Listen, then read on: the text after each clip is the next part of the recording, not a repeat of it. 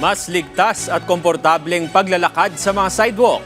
Ito ang dapat asahan ng publiko sa sandaling matapos ang Phase 1 ng rehabilitasyon ng mga sidewalk sa kahabaan ng EDSA. Ayon sa Department of Public Works and Highways, si Bernard Ferrer sa sentro ng balita. Sa mga susunod na buwan, maluwag at ligtas ng madaraanan ng mga pedestrian ang sidewalk sa bahagi ng EDSA Estrella sa Makati.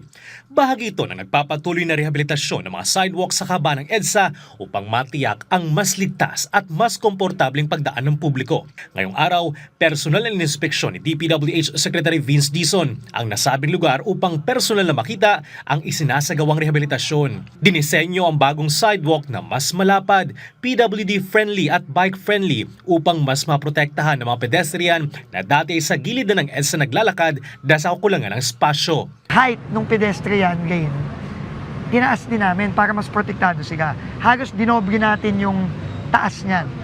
Dati ata mga nasa 5 inches lang, 4-5 inches. Ngayon nasa 10 inches na mahigit. So mas protektado talaga yung both yung pedestrian tsaka yung nagbibisikleta. Inaasang matatapos ang Phase 1 ng rehabilitasyon ng mga sidewalk bago maghulyo. Saklaw ng Phase 1 ang mga bahagi mula EDSA Estrella hanggang EDSA Ross Boulevard para sa southbound at northbound lanes. Magsisimula na rin ang DPWH ng bidding para sa Phase 2 ng proyekto na aabot hanggang EDSA Monumento. Inaasahan naman na ang bagong disenyo ng sidewalk ay hindi lamang sa EDSA ipatutupad kundi sa iba pang pangunahing kalsada. Ito na yung magiging standard natin, not just for EDSA but hopefully lahat ng mga national roads natin ganito na. Na talagang binibigyan ng importansya yung mga commuters tsaka yung mga pedestrians.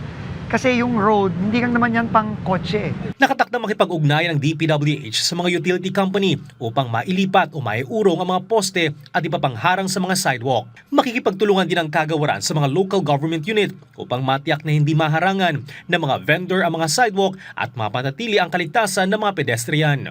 Sunod na mga ayusin ng DPWH ang mga sidewalk sa kahabaan ng C5 Road.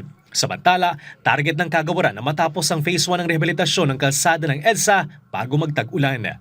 Bernard Ferrer para sa Pambansang TV sa Bagong Pilipinas.